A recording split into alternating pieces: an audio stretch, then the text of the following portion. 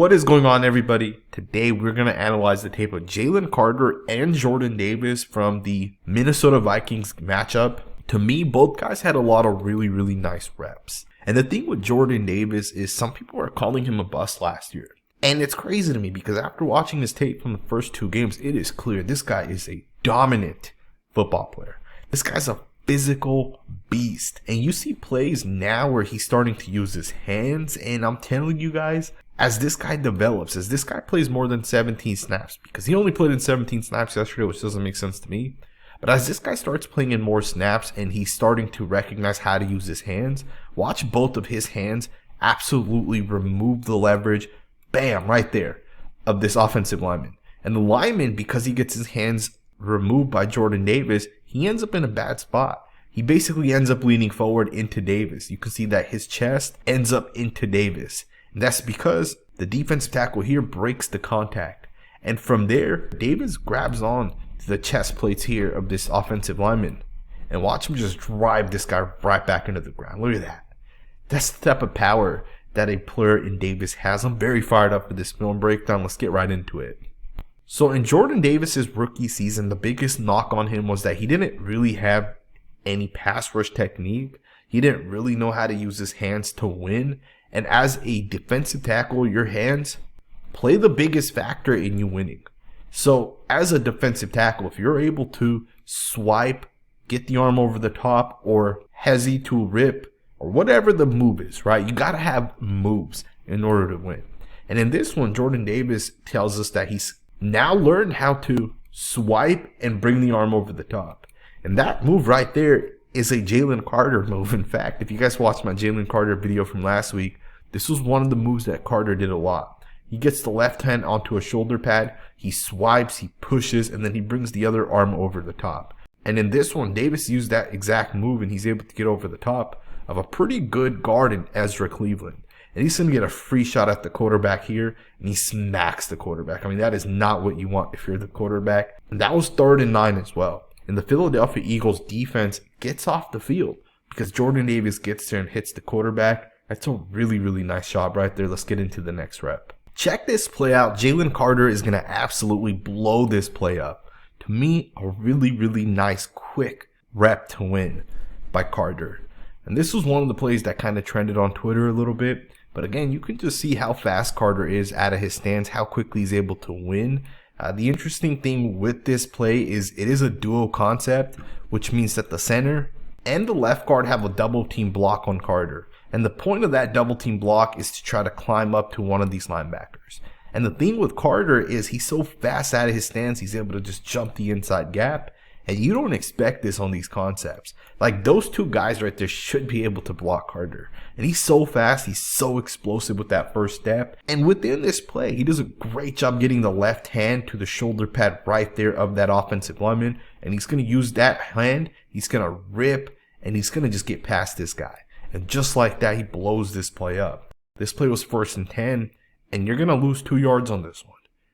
Great job by Jalen Carter. Let's go ahead and get into the next rep. So Jordan Davis did have a sack against the Minnesota Vikings, and to me, this is the most dominating way to get a sack. You take your guy and just push him right back into the quarterback the way he does here. This is freaking insane to me. You guys can watch this from the end zone angle, but you really see how fast, how explosive, and how powerful a Jordan Davis is. I mean, think about this.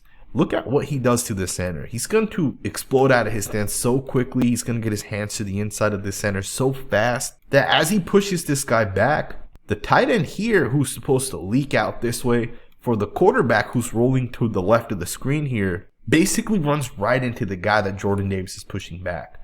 And that guy, as well as the center, basically go right back into the quarterback. I mean, that right there is explosive, powerful, strong as hell. And you don't see this happen that often. For a guy to have this type of power is special. And this is exactly why Jordan Davis was drafted where he was drafted. Now, he only played in 17 snaps. And I do understand why the Eagles only have him play a certain amount of snaps. But do understand Davis is still fairly young. And he's going to get a lot better over the course of his career. He's going to get better with his technique. He'll continue to develop. And do keep in mind, right now, the power he has, that's not normal power. This guy has elite power.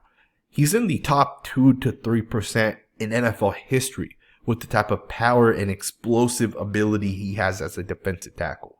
This is not normal. And as he puts together the hand-to-hand technique and those type of things, the guy's going to be almost unstoppable. And offensive lines aren't going to be able to block this guy. Now I want to show you guys one other play as well where Jordan Davis is going to swim over the offensive lineman here. This is a quick pass to the left of your screen here. But I want to show you guys this play because Jordan Davis is once again showing off the hand-to-hand technique, right? He's showing that he's starting to develop the little parts within his game. The left hand push, the right arm over the top there.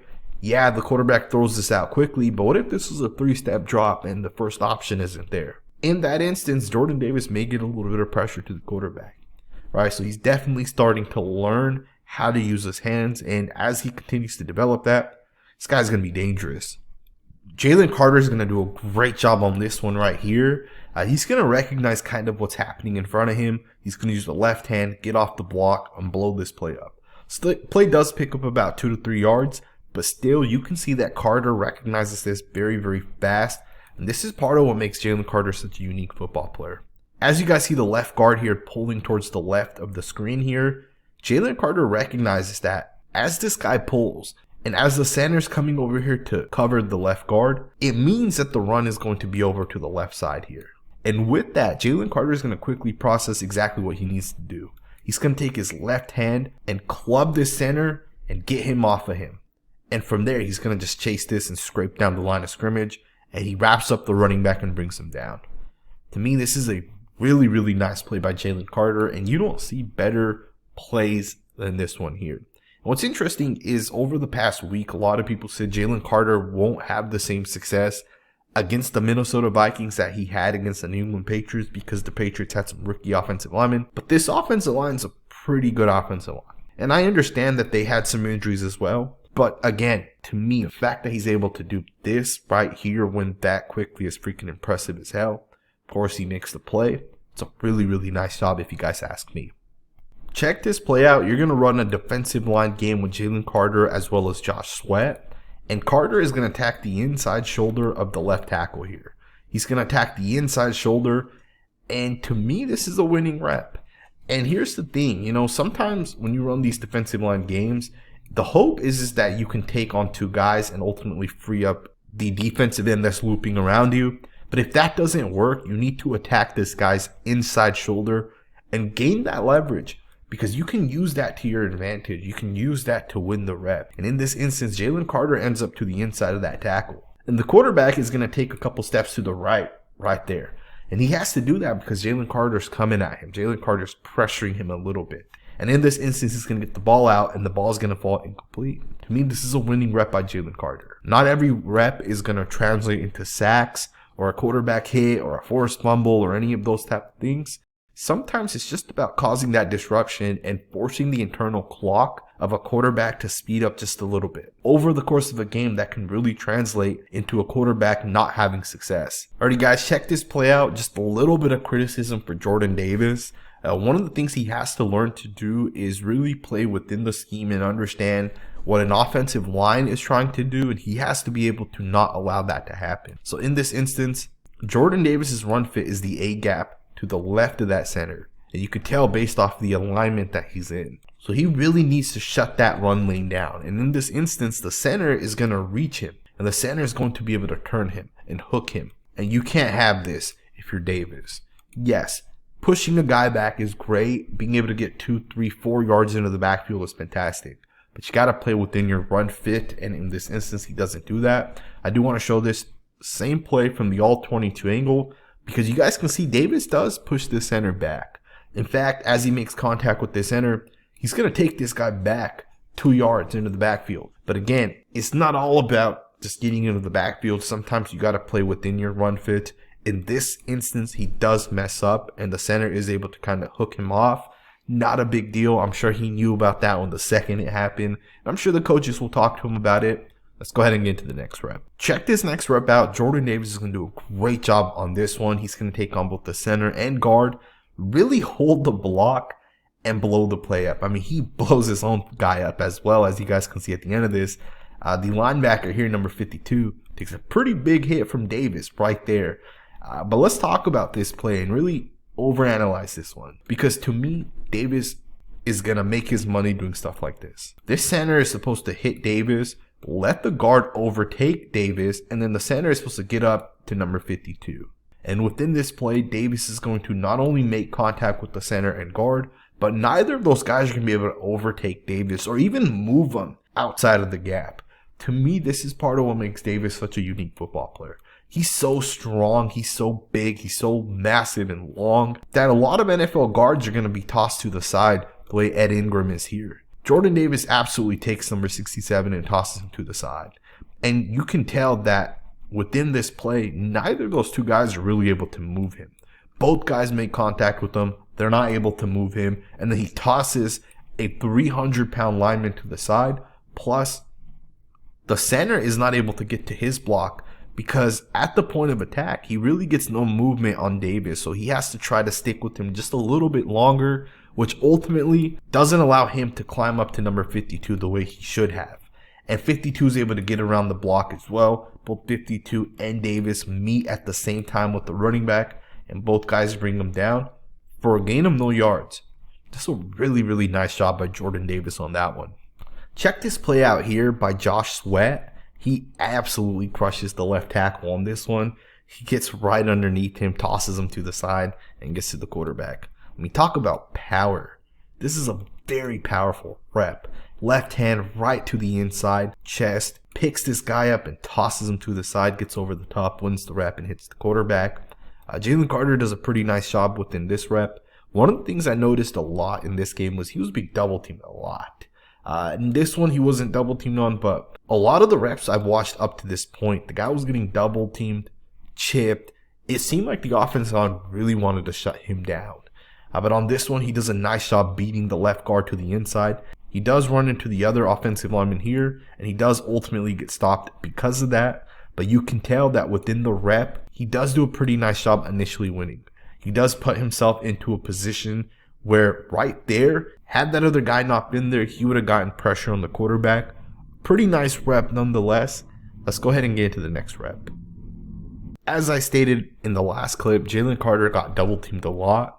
Here's an example of that. He's going to get double teamed and basically every other person is going to be in a single situation. And you can see that in this one, if you're going to double team Carter, well, you're going to leave Fletcher Cox in a one-on-one. And he's going to beat a lot of offensive linemen in a true one-on-one situation. In that instance, he gets to the quarterback. Let's go ahead and get into the next rep. Once again, you got another double team here. Again, I just find it interesting that Carter, for being a rookie, is already the guy that's demanding the double teams. To me, the fact that he's a rookie and you're already having to double him, that speaks volumes of the type of player he is. Here's another rep. He's going to get double teamed, but this time he's going to get a little bit of pressure. He's going to beat the first offensive lineman, and then he's going to get to the second lineman. He's going to go right through him as well. This is part of what makes this guy such an explosive football player. You can see right away he's going to swim over the top. He's going to beat the left guard. He's going to get into the center. He's going to get underneath the center. And he's going to just take him right back into the quarterback. I mean, that's a really, really nice rep. To me, that's a hit on the quarterback, right? And that's exactly what you want to do when you are double teamed. It does make it hard. And I do want to really emphasize that point.